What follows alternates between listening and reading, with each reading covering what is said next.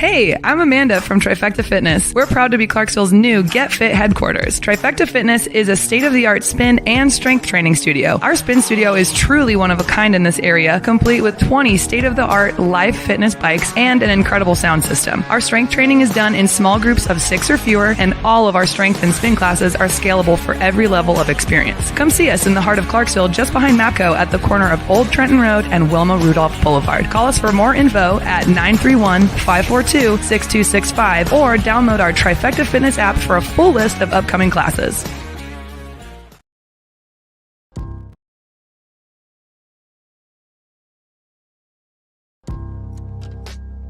In October 2019, Arlington, Texas was chosen to be the home of a new national museum, unlike any other. The National Medal of Honor Museum will be a unique home of military history. The 100,000 square foot museum will house exhibits, archives, and artifacts relating to the 3,500 U.S. troops who have been awarded the medal, the nation's highest honor for valor in combat. The museum will have 31,000 square feet of galleries dedicated to U.S. troops who have received the award. The museum CEO, former Navy SEAL and NASA astronaut Chris Cassidy, said the museum will focus on education as much as preservation. The building will have 5 areas dedicated to Medal of Honor winners from the Army, Marine Corps, Navy, Air Force, and Coast Guard. The main gallery will be located in a central plaza under a 25,000 square foot slab of steel, which will appear to be suspended in midair. It will be supported by 5 pillars. Black Rifle Coffee is a corporate sponsor of the museum, as are the Dallas Cowboys. The museum's board also includes over a dozen major corporations and 6 Medal of Honor recipients, including David Bellavia, Patrick Brady, and Britt Slabinski.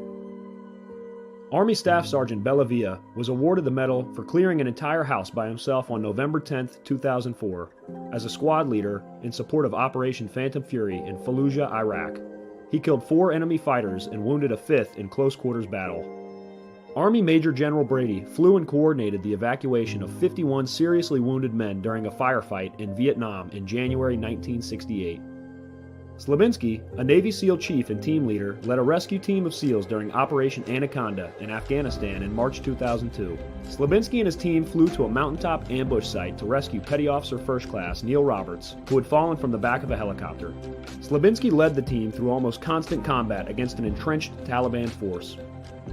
Along with the board members, former presidents Jimmy Carter, Bill Clinton, George W. Bush, and Barack Obama serve as honorary directors. The museum is expected to open to the public in late 2024.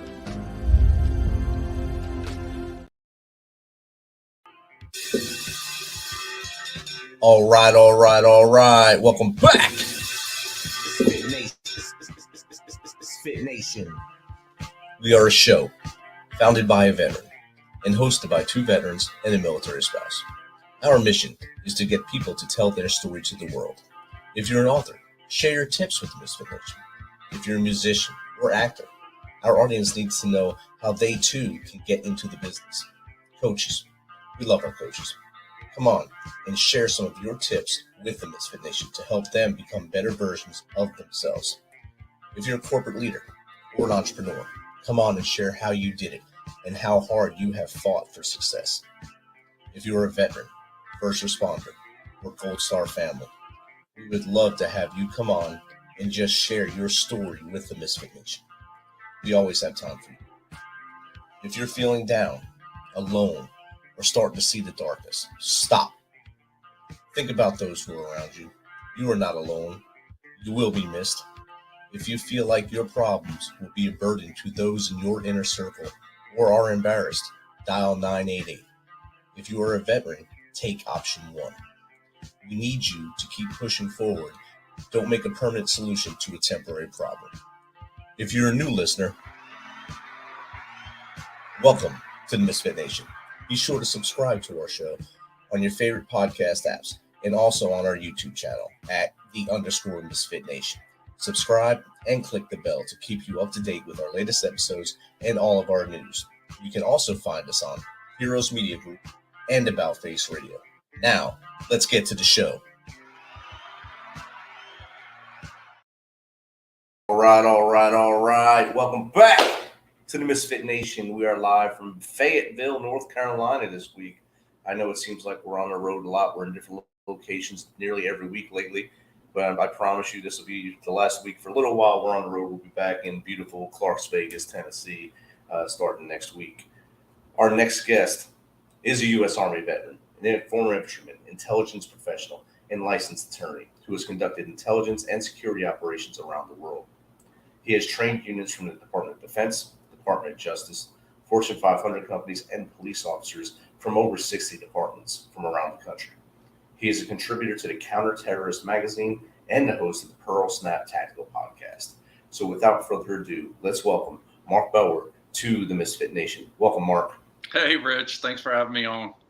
Man, like we talked about in the green room earlier, this is another one that took about a year to get together through lost emails, and both of us having a pretty busy work-life balance. You have two works and then your life after work. So thank you for being patient, and of course, thank you for everything you have done and still do for our country.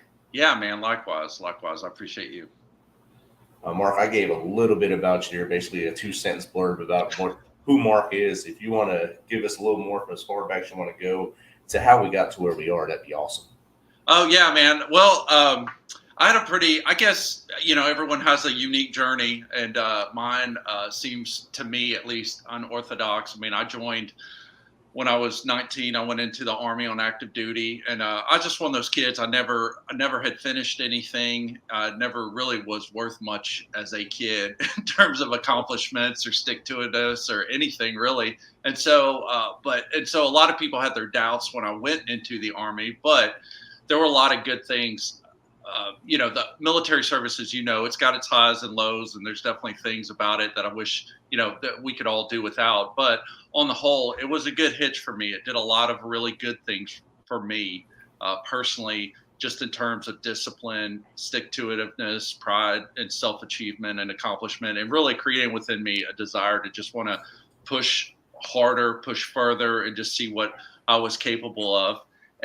But I did, I thought that was going to be my career on the active duty side, but I did get some injuries, kind of got in a tailspin, didn't really have my head screwed on straight. So I ended up taking about a 20-year break in service. So I went and finished college, went on to law school, and I was a deputy district attorney for about 6 years here in Fayetteville, Arkansas.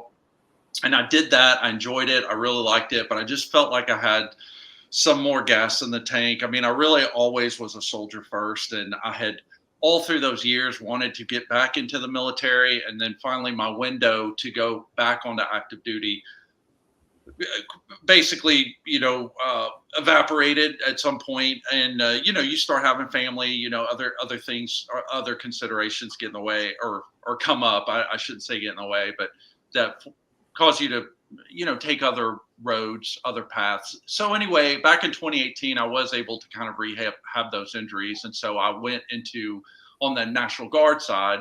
So I stayed infantry. So I'm like one of the oldest dudes in the National Guard, probably especially as an E6. I'm probably the oldest E6 in the National Guard, but I'm still running and gunning. I like it. I just finished a temporary active duty stint as an infantry instructor. So the Army, your listeners may or may not be interested in this, so I'll make it brief, but the Army as a whole has kind of gone to a one schoolhouse system, meaning there was a time where I think the active duty guys kind of went to classes with active duty, and National Guard guys had their own kind of classes. But I think after the GWAT, they wanted to kind of integrate the training together more and streamline more to make sure that Private Joe, who's in the reserves, is getting relatively the same type of training as Private Smith in active duty. And the one way to make sure that is just combine it all. And so we are a regional schoolhouse. And so we handle anybody wanting to reclass into the 11 Bravo, which is the infantryman,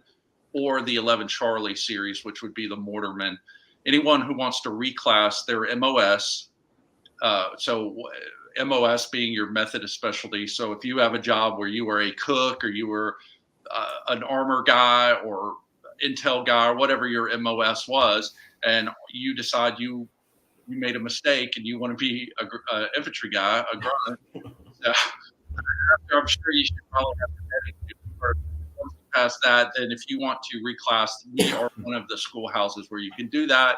Then we also run the advanced leaders course, which was a professional military education course, which is required for when you go from E5, which is sergeant, to E6 staff sergeant. So we run those. There's some other courses and stuff we do. We have a sniper school there, but I'm not affiliated with that, but it is in part of the battalion I'm in. So that's kind of what I'm doing there. Military side, love it. Absolutely love it. It's really an honor that I can still do that at my age and still contribute. And, to date now, I've already had really a high honor of training dudes who have come in, become 11 Bravo certified and have deployed, that are doing real world missions and operations right now as we speak. So it's pretty humbling, pretty sobering when you think about what you're doing, that and really making sure that I want to be the very best I can be,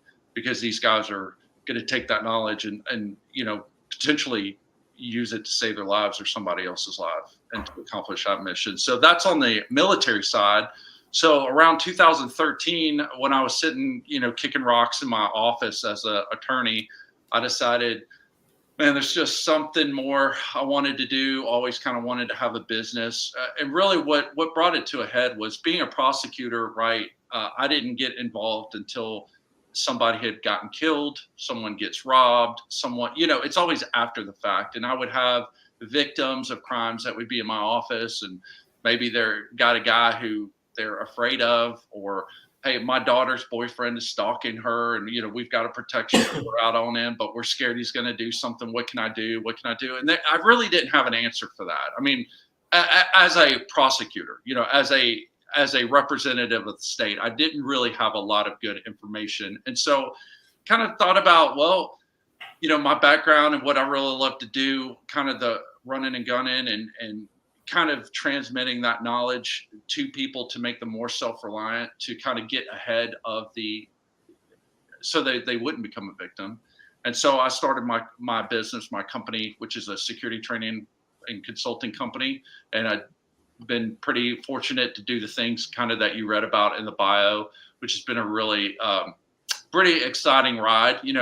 Ownership of a business has its highs and lows there too. So there's some days you just want to go swing a hammer or swing a hammer at something instead of doing what you're doing. But I will say the one thing that keeps me at it is just the relationships I've made along the way. I mean, a lot of folks that come to our classes, they're repeat customers. We travel around to different states. And I mean, some of these people really have become like my family. And so it would be hard to give that up, because then that would mean you don't get to see your family anymore every year when you hit those places. So that's kind of it in a nutshell, where I've been and where I've gone to. So I would just recommend to anybody who, if they feel like they have an inclination to do that,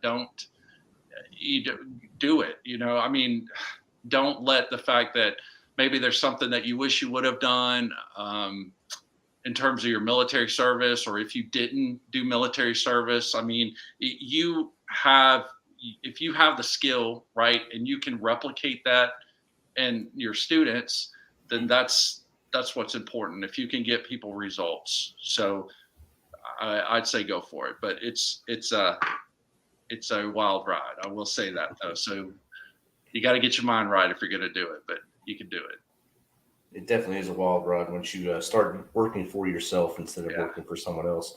Yeah. And I mean, you said a lot of good things there. I don't think you're the oldest National Guard guy by a long way. Me and Jake, who's one of the listeners right now, we travel the country training soldiers, and we've seen some elderly statesmen out there. So. Yeah, there's a few guys out there, man, that they'll.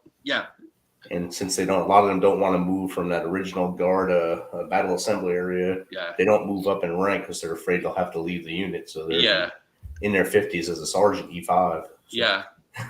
So I think you might have them beat, but I don't know. That is true. I mean, at least in my state, they're kind of. I remember when I was in long time ago, before I had my big break in service, there definitely were some of those guys who stayed E4 for 15, 20 years or E5s. But at least in my state, I don't know about the other ones, but they're kind of fixing it so you can't do that. You have a certain amount of time you need to promote. I don't know what exactly the rules are, but I think they are trying to weed that out because, it is what it is. You kind of got to move up or get out at some point. I mean, you don't need 60-year-old E4s. Exactly. We just don't. So. Jake just chimed in and said he met a 45-year-old specialist just last week. So. Oh, man. Well, all right. Maybe there's hope for me. So. Yeah, so you're not at the top of the list yet. All right. So, being an attorney, did you ever think about going back into the Army as an attorney instead of going back as a grunt? Yeah, I mean, I literally get asked that question all the time. I still get questioned from dudes in my unit. They're like, "What are you doing here, man?" Sometimes, especially when something is really sucking wind. But yeah, I have thought about it. I mean, I think in some ways, first of all, you'd make a lot more money. Second, I think in some terms, life would be a little easier, for sure. But the fact is, it's like I said, I mean, I want to, as long as I have gas in the tank, man, I want to keep doing what I'm doing. I want to keep running and gunning. And I think at some point, when I can't do that anymore, if I have the opportunity where I could serve in a JAG position, then maybe I'll avail myself of that. But for right now, I'm just going to run it into the ground until she can't go anymore. So until they tell me to quit or my body quits on me, one or the other. That's probably what's going to happen first. The body's going to say, "Hey, man, let's throw this flag up and go do something a little easier on my joints for a little bit." And then you go back to that fun stuff. Yeah, exactly. Yeah. So when you had the wild idea for the training and tactical business, was there any people that said, "Hey, don't do it," or everyone would just say, "Hey, Mark, you got this. This is what you should do. This is your wheelhouse. Do it"? No, I was very naive. And it's probably a good thing. I was very naive about that whole culture at the time. If you think back to like 2013, I mean, YouTube was probably just kind of really coming into its own.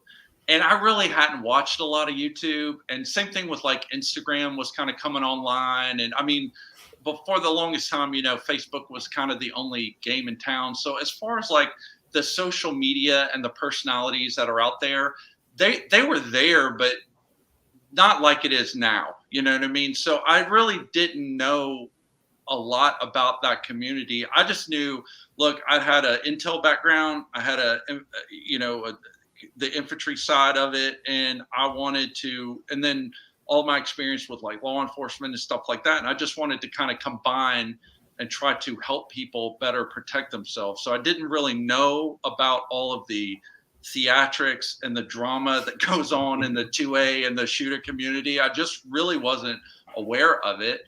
And I just started doing it, and I really didn't know any better. So I've learned some things the hard way, for sure. But I think maybe in some respects, it was probably best that I didn't know really the lay of the land. Because maybe I would have gotten intimidated, or maybe I would have been like, "Oh man, everybody and their mom's running a shooting company. Why should I do this?" But no, I think that there's room for everybody, man. There are, especially if you look, I forgot what it was with the COVID statistics, but something like 10 million new gun owners or something like that. I can't remember and that's just the new ones. That's not even talking about the existing ones. Man, there's not enough, and those people aren't all getting trained like they should be. So, I don't think there's enough qualified gun instructors out there. So I think there's room for everybody. And if you think that, there's not a spot for you, as long as you are good, if your stuff's locked down tight, you know what you're doing, there's room for everybody. Exactly. I like what you put up there. So many people bought guns during that fear moment from late 2019 through about 2022. So many people became new gun owners, but many of those new gun owners just know that they have a gun and they have a magazine that has rounds in it. Right. Those are the same people that when they pull their weapon out, they're going to shoot themselves in the leg or shoot their hand as they're trying to load it. Right. And then we'll see that YouTube video. We won't see exactly. We won't see the video saying, hey, you should get trained. We'll see the laughing video of this guy pulling out a weapon and shooting himself. Oh, yeah. And that's where guys like you need to come in and help them out. And I think that's, I mean, like you said, there might be a lot of people in the pool, but you got to be good at what you do to make sure you can keep swimming. Yeah, exactly. In the bio, it says you train Fortune 500. So you go in there and just teach them security for their businesses, or do you teach them weapons as well?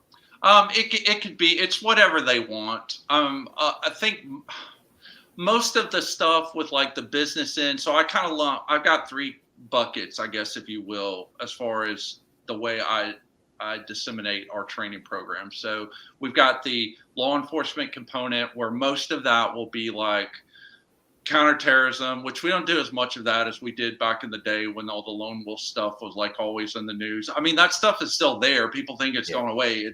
I can assure you it has not, but that's not where the focus is. So we don't do as much of that, but it is something that we do there. A lot of counter ambush kind of stuff. And then we do some investigative interrogation stuff, because I've got a background with that too. So that's kind of the law enforcement component. And then on the civilian side, it is all of your tactical firearms, your combatives, your weapons tactics, all of that kind of stuff. And then on the consulting side would be the company and a lot of churches. So I'd probably do more churches than I do businesses, but I've done with businesses like, there's been some Fortune 500 companies or other businesses that we've worked with. So that will be anything from an on-site audit of their existing security protocols and program, just to evaluate it and then begin to design a program for them if they don't have one, or training their security personnel, whether it's situational awareness, going through active shooter drills, whatever that, to firearms if they have an armed team. I mean, there's a lot of them don't, some of them do. So it really just depends on what the client wants to do. What's the coolest department you've been able to go and work with? Well, the coolest gig I've ever done as a running the business was at Fort Bragg, where you're at right now. I did a thing for some JTAC guys, did some pistol work with them. That was really cool. Really enjoyed that. As far as like training, like, I like to do some training stuff. I mean, I try to stay current and I'll try to get away to do some training. One of the coolest training adventures I had is I went to Israel.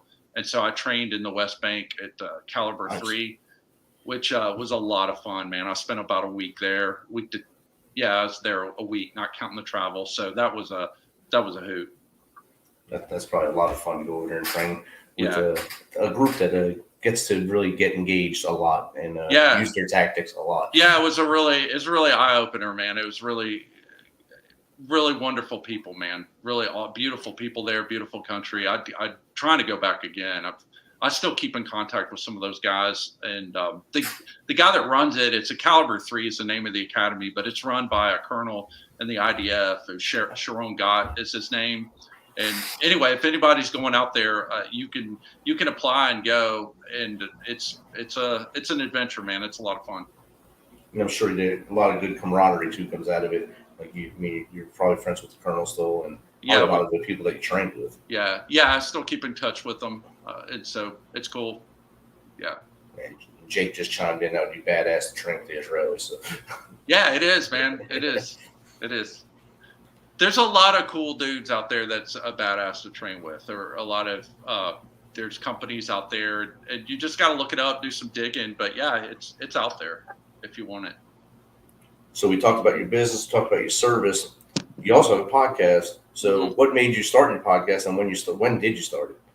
Well, we started it. Okay, so Pearl Snap Tactical is the name of the podcast. So it's me and my business partner, Alex. We run that. So he's got a really great, interesting resume. So he spent 5 years in 75th Ranger Regiment, did tons of stuff. And then he got out and he went into the Guard for a few years. And he couldn't get out of there fast enough when this hitch came in. And the day I went back in, he literally, that's the only time he's ever dog cussed me on the phone. But it's like, what are you doing? I told you, bro. Anyway, he still scratches his head over that. But anyway, he is out of the military, and he just graduated from chiropractor school. So if for no other reason, I'll always keep him around for that. And so he's really good. But he and I run the podcast. And so we're covering everything from just, everything from ambush, low light stuff. It seems like there's a lot of stuff in the shooting community that is gear heavy, which is fine, right? But it's gear heavy. So we didn't want to just do another gear review podcast where we're talking about gear, although that does seem like a really popular topic. I mean, we get most of the questions we get tend to be about gear. So, but we're trying to kind of bring more about the tactics. So taking tactics from a military perspective and show civilians how this stuff applies to you too. And this is stuff you need to learn also. It's just going to look different. It's going to look different when you're running a squad or a platoon than when you're out at the mall with your family. But the principles apply. So you need to learn that stuff. So that's kind of what our podcast is about. Season 1, we started it in 2020, but we only did one season and that was kind of during the lockdown is when I started it.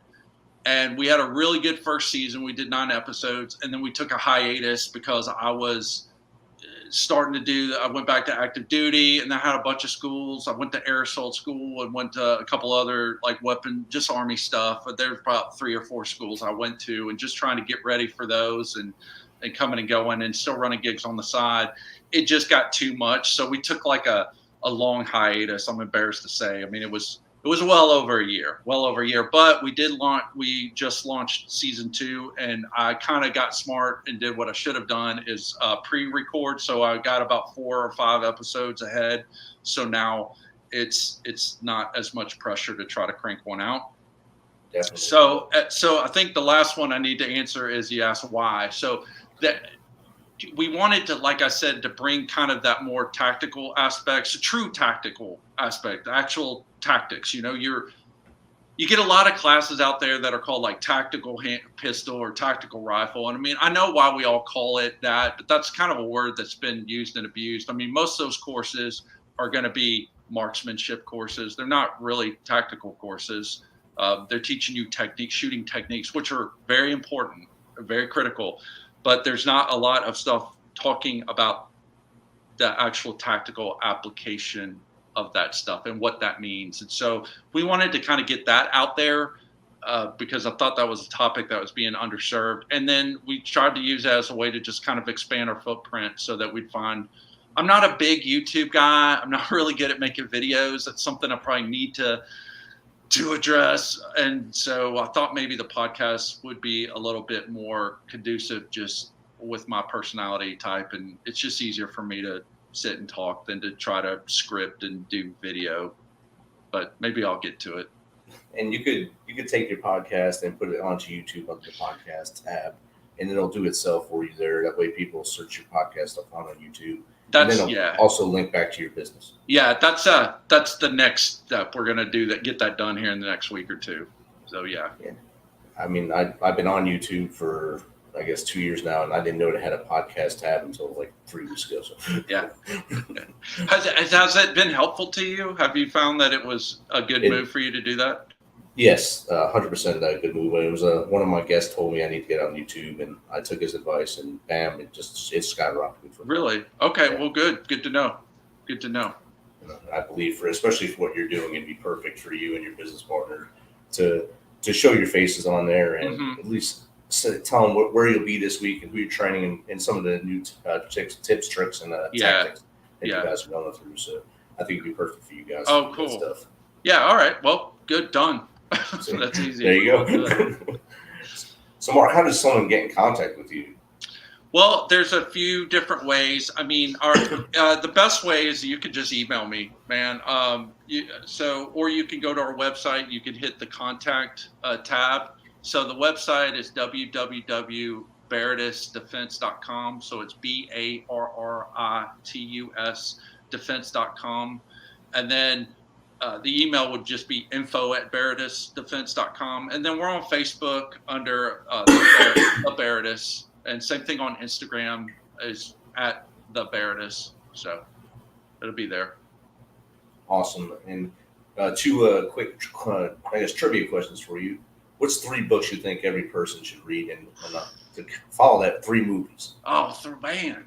Well, I do, man. I read a lot. And so in the pre-show, you gave me 2 books already. So yeah. Oh, yeah. So, man, I guess it's hard. It depends on like what the topic is. So if it's like for your protection, like if it's about like self-defense or that kind of in that frame, I definitely read The Gift of Fear by Gavin de Becker.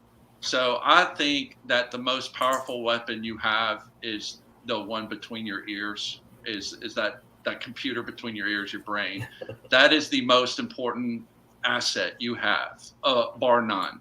And what he goes through and really even opened my eyes. So Gavin de Becker, I don't know a whole lot about him, but he's written a few books. They're all stellar. He runs an executive protection company out of California, and they, a lot of Hollywood celebs, a lot of politicians and stuff like that. I don't agree with all of his social stance, positions that he takes in regards to his politics or even some of his views on the Second Amendment. But, just because I don't agree with them doesn't mean he doesn't still have other good stuff to put out. So that book, Gift of Fear, I recommend that to everybody really on how to dial in your situational awareness and stuff. Is a great book.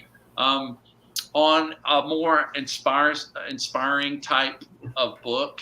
So I love classics like ancient literature and things like that. So I will geek out on the Iliad, Beowulf, the Eddas, which is kind of the Norse mythological milieu. I go crazy on that stuff, man. I absolutely love it. I can't get enough of it. So I recommend that if you're really looking to kind of develop that warrior mindset and that warrior spirit. I really think the ancestors, that's how they did it. They had these heroes and these sagas and things, man. If you know anything about like Jungian psychology and everything, they tie into all these archetypes that our brains just inherently connect to. So the language, I will grant you, like if you read something like Beowulf, so we'll start with that one. Yes, the language is a little hard at first to understand. It's written in a rhyme, not rhyme, but in a meter that we're just not, our modern eyes and ears just really aren't used to. But once you get past, it's like watching a movie with subtitles. It might be annoying at first, but once you kind of get used to it, you forget about it. And man, there's a lot of rich history, things that are talking about honor, things that are talking about valor and courage. These kind of virtues that I think have kind of disappeared in the modern era, or at least they've been, there's a drive to emasculate those types of virtues, tell us that we don't need them. And I think that a lot of the modern takes on it, I think they're diluted, man. And so I would say just go back to the earlier source, you know what I mean? Like I think where it's most potent, and I think that's the ancient sources. So I'd read that. I think technically Beowulf's a poem, but to me it's a book. So it's in a book form. So that's a good one. As far as a third one, I'll give you one I'll do one on guns, right? So I think a great, awesome book that was put together on shooting. I just finished reading, I think it's called Practical Shooting by Brian Enos, who was, I think he's a retired competitive shooter. He's not someone who's as famous as he should be, I think, but that guy, that book was very pivotal to me. Incredible how he doesn't have shooting drills in there, or at least that I recall, but he's just kind of, it's really more mental focused and telling you what your brain should be perceiving, or your mind, as you're shooting. And once you can start to become aware of that, man, it'll make you, you'll go farther faster, man. It's such a short amount of time. It really is about the data that your eye is picking up and your awareness to to perceive what's going on without thinking about it, and just to be able to observe and make and act on it. And that also will feed into situational awareness. It's really interesting how once you start reading this kind of stuff, you really see how once you kind of look at it cerebrally and see how your brain's connected to things, you can see how it's very intertwined. You know, situational awareness, even with shooting, it really has to do with observing data and making decisions. And so once you find that connection, it's pretty interesting. Awesome. And hopefully I didn't geek out too much. Hopefully I didn't geek out too much on that. You did good right there. Yeah, okay. Man, as far as movies, again, shoot. You know, I would watch. Man, this is going to be kind of nerdy. I'm going to go crazy on this one. So 1980 genre. I'm going to tell you Conan the Barbarian, man. That is such an underappreciated movie. And let me just tell you real quick why. So yes, it is Arnold when he first came to America. Yes, he could barely speak English, so he didn't have a lot of lines. And so people think it's just like this big meathead type of action movie. And on one sense, you really could watch it on that way. But man, if you have ever read any kind of Nietzsche or that kind of stuff, bro, that is a textbook, like Nietzsche's Uberman. You know, if you know anything about that, that is just the quintessential, like this dude who, if you just look from the story, I mean, it really is the hero's journey. This guy has been, all right, his village has been raided. His parents have been killed. He's been sold into slavery. He's been basically raised like a work mule. You know, he's been worked like a rented mule his whole life until, you know, he's set free.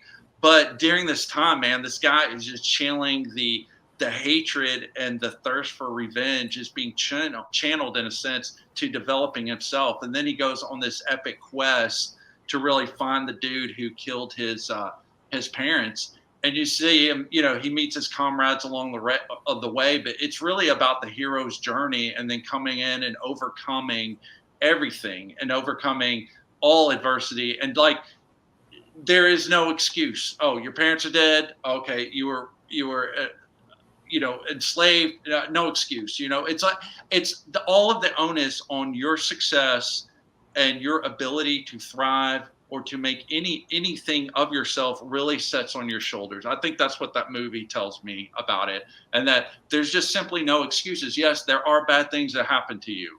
There are things that occur that are outside of your control and that are not fair. But ultimately, at the end of the day, there's only one person that can change that. And you can't look to somebody else. You have to find it within yourself. So that's one. I'm making the other one just Last of the Mohicans, the one with Daniel Day-Lewis. Love it. It's awesome, beautiful, great part of American history. And then,